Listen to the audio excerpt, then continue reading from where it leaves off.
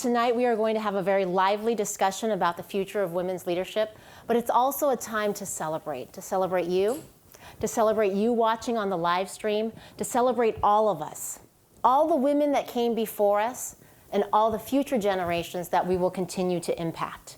It's really important for us, sometimes as leaders, we forget to pause and to reflect, to really step back and to see how far we've come, right? And because we're celebrating, that doesn't mean we aren't taking a look at the reality, that the challenges that we face, and maybe looking ahead of how far we may still need to go. Because that's what International Women's Day is all about. It's a global day to celebrate the achievements of women, started in 1911. But it's also a call to action for gender balance. This year's theme is Balance for Better. And that is what we're going to do today. We hope that we will inspire you to take a look at the challenges that we face, as well as celebrating our successes. All of us have a story.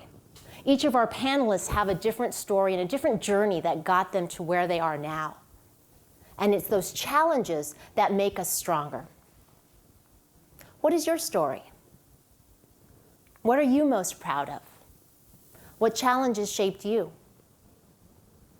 Today I'm going to share a bit of my story, and I hope that it will help you discover yours. Ever since I was little, I wanted to be like Connie Chung. I grew up in the suburbs of Los Angeles, just about 30 minutes from here in Cerritos. Well, maybe an hour and a half. How many of you guys were in traffic? And right now, at this time, it would take a little longer. And I remember every time she would come on TV, we would gather around, and I was fascinated by the power of television. I was fascinated that there was someone on the TV that looked like me. And for those of you who don't know who Connie Chung is, she worked here at KCBS, Channel 2 in Los Angeles. She was one of the first Asian newscasters. And she was the only Asian woman I ever saw on TV growing up. And she was also the first woman to co-anchor the CBS Evening News. So when I was 8 years old, my dad said to me, "Hey, you could be like Connie Chung." And I thought, huh? Oh, okay. Maybe. Who knew that one day I would be? But you see, my path to success wasn't that straightforward. After college, I didn't go into TV news. There was something that was blocking me.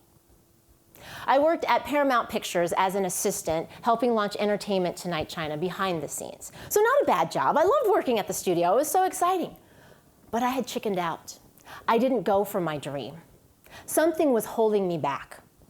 Maybe I was scared to be on camera and not actually go for it. Maybe I only lived about half an hour from here. Maybe I didn't want to move away and go to a small town and make no money. Whatever it was, I had a block. You see, when I was 8 years old, my dad told me that I could be like Connie Chung.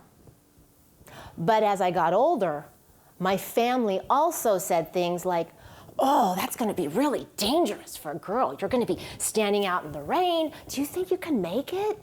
I mean, look at Connie Chung. She's not married. She doesn't have children. Like, what are you going to do? Are you really going to do that?"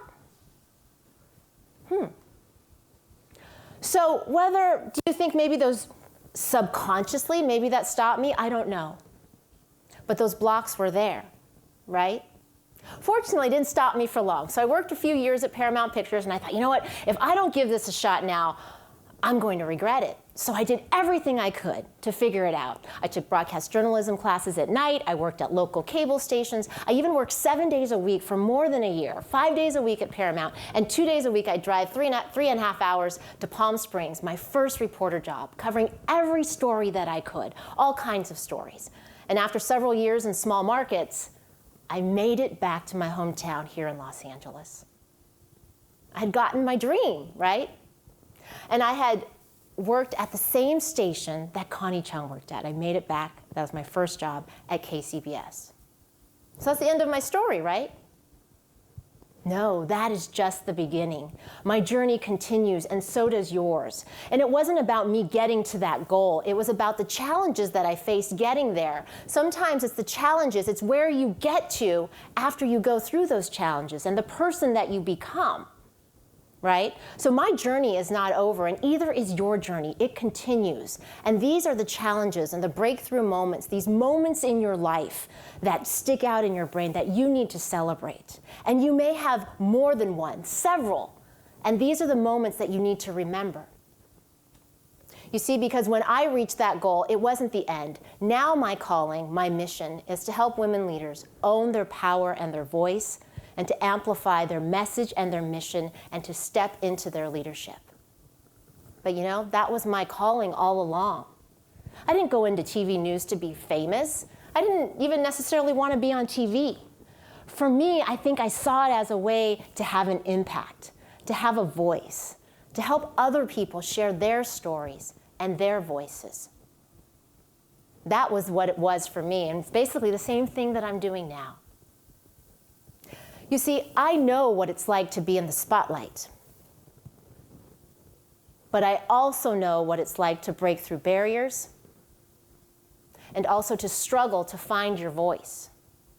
Ones that I'm still breaking through every single day as a mother, as a wife, as an entrepreneur. Growing up a shy Asian girl raised by immigrant parents, I was taught to play it safe, to play it small, to not rock the boat. My parents left their country from Taiwan and moved here and started over. And at many times, they lost their voices. Fortunately, I was able to break through a lot of my barriers, but they did not. They lost their voice so that I could find mine. Their sacrifice is my privilege, and I will not take that for granted. Who gave up their voice so that you could find yours? And are you ready to step into that gift that you were given? You see, it is time for a new conversation. It is time, ladies and men, for you to join the conversation, to step into the gift that you were given. The time is now. The world needs you. They need us.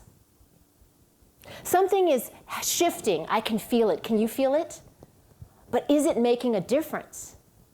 And until we turn our intentions and our feelings into actions, we will not see the change that we need. I believe until women truly own their power and their voice and step up and speak up, and all of us change the collective culture and the conversation about what it means to be a woman and what it means to be the leader, we will never see the change that we need.